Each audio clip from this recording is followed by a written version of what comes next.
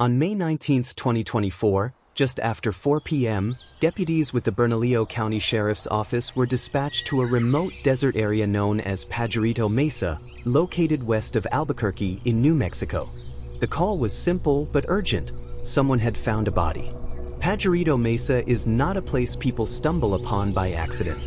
The terrain is dry, wind-beaten, and uneven. Access requires navigating dirt roads that twist through open desert.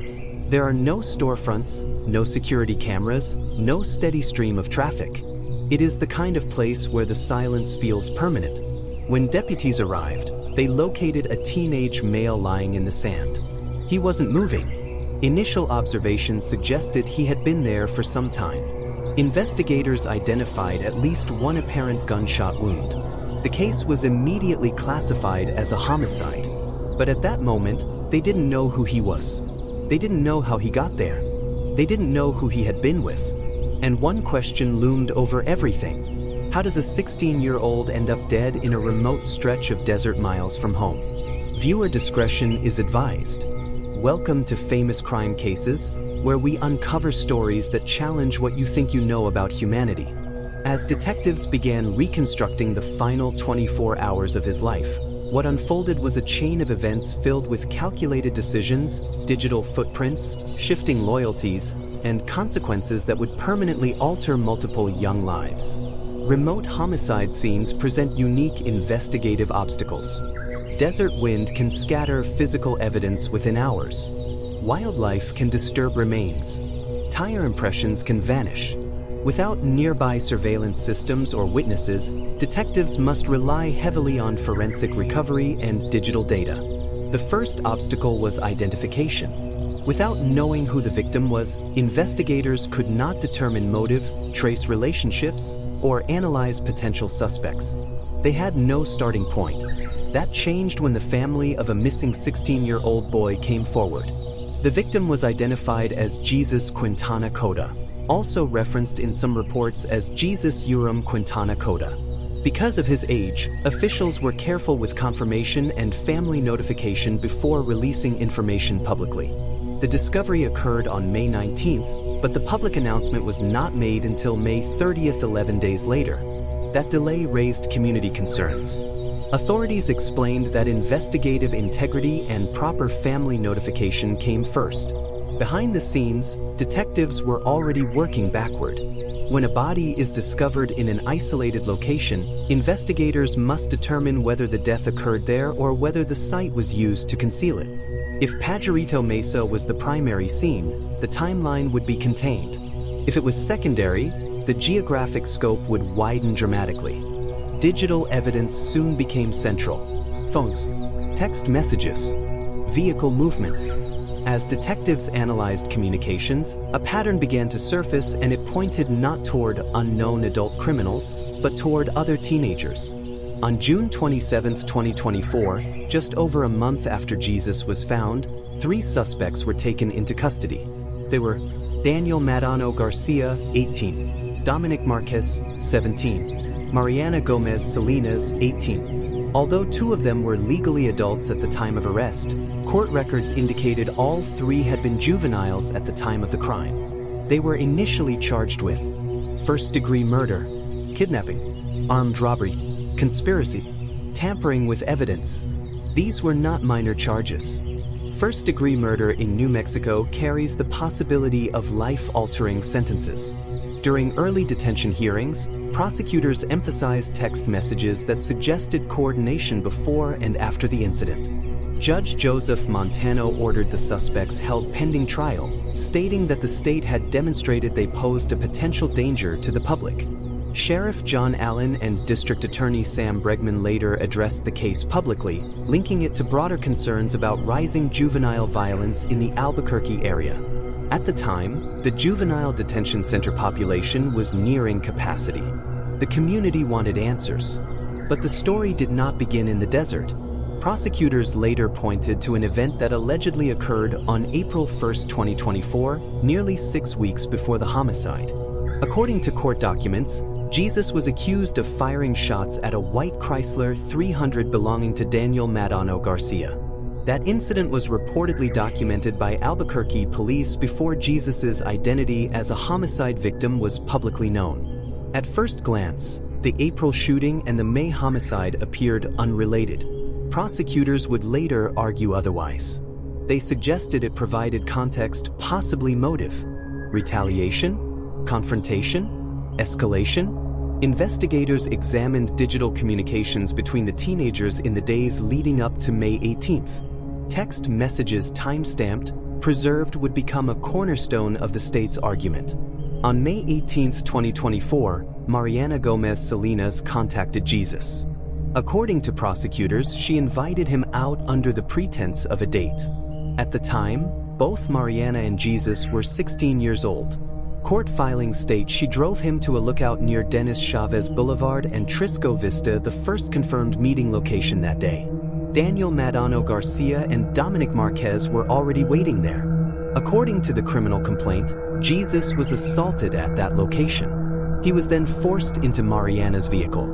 At that moment, the legal landscape shifted. Kind of explain a little bit about what's going on. Okay. I'm gonna have another detective come in here, and he is going to show you a series of photographs about that other person you told me about, the guy with the sombrero. And he's going to explain it. He has no clue. He doesn't know anything about this case, so even if you ask him, I just have to use someone that has no idea about the case, present this to you. If you see him, great. If you don't, or not, once that's done, I'm going to come in and... Is that going to happen soon? Yes, it's going to happen in about 2 minutes. You're going to come in, and then when he's done, I'll come in, I'll finish up with you, and then it will be done.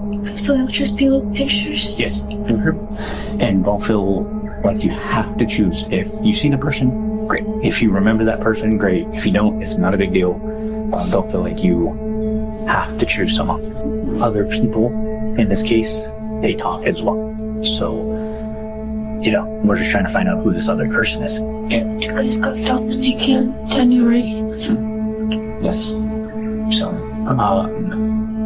and we're just trying to find out who that other. Under New Mexico law, forcibly moving someone against their will can constitute kidnapping, a charge separate from, and in addition to, homicide. Mariana's defense attorney later argued she believed the plan was only to rob Jesus, not to harm him. He stated she had been manipulated by the boys and implied that refusing to cooperate might have placed her in danger.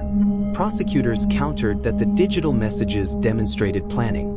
Judge Montano later referenced those communications as evidence of coordinated intent. What began as a supposed date had become an abduction. But it was not over. According to court documents, the group picked up an additional individual described as an unidentified older Hispanic male. Prosecutors alleged that this man pointed a rifle at Jesus. Authorities stated that this individual may have been the actual shooter. This detail introduced a complicated dimension. If the alleged triggerman was not one of the teenagers, how would responsibility be distributed? Defense attorneys emphasized that the older man was not in custody. His absence became a focal point in proceedings. Still, the group drove onward, toward Pajarito Mesa. The criminal complaint states that when the group arrived at the mesa, everyone exited the vehicle. Mariana later told investigators she heard fighting. Then she heard gunfire. Afterward, the others returned to the vehicle. Jesus did not. They drove away without him. The desert swallowed the silence. As the case moved into 2025. Okay, yeah, no, I don't think you're a bad kid. Cam, I got nothing against you. I don't know you. I've never met you before in my life. Okay? But right now is your chance to be honest about what happened. Because let me tell you, right now, you're facing a first-degree murder. That's life in prison. You go away forever. Okay? You're 18. Forever's a long time. Okay? That is a long time. Okay?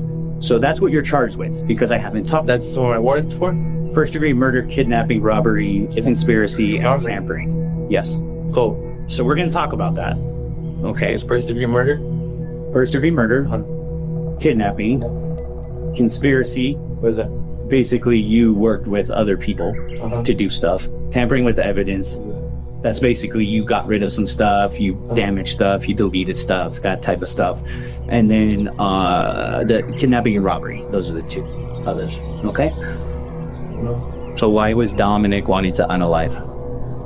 I don't know. You do know. I guess revenge for me. But Okay. like, Did you ask for it? The three defendants took different legal routes. In September 2025, Dominic Marquez entered a no-contest plea to first-degree murder, conspiracy to commit first-degree murder, armed robbery, tampering with evidence, conspiracy to commit tampering with evidence. Judge Montano accepted the plea. Marquez faced a sentencing range of 12 to 22 years.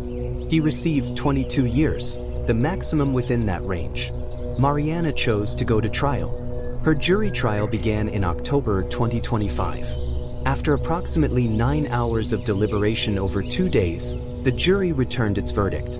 She was acquitted of first-degree murder, conspiracy to commit first-degree murder, armed robbery, aggravated assault with a deadly weapon. However, she was convicted of kidnapping, tampering with evidence, conspiracy to commit tampering with evidence. Even without a murder conviction, kidnapping connected to a fatal outcome carries severe penalties under New Mexico law. She faced up to 22.5 years. Judge Montano sentenced her to 19.5 years in prison. Family members delivered emotional impact statements, describing Jesus as kind, intelligent, and deeply loved. They spoke about compounded grief, as he had already endured the loss of his mother before his own death. The courtroom carried the weight of irreversible decisions. Daniel Madano Garcia remains charged with first-degree murder and related offenses. At the time of the latest reporting, his trial had not concluded, and the unidentified older man, the alleged shooter, remains unaccounted for in public proceedings. 2 teenagers are now serving decades in prison. One awaits trial. One lies buried. All of them were under 19 years old. The case reflects how quickly conflicts can escalate in an era of digital coordination and impulsive retaliation. Text messages become evidence. Cars become instruments. Silence becomes permanent. In interrogation footage, investigators spoke bluntly about consequences. First-degree murder, kidnapping, life-altering sentences.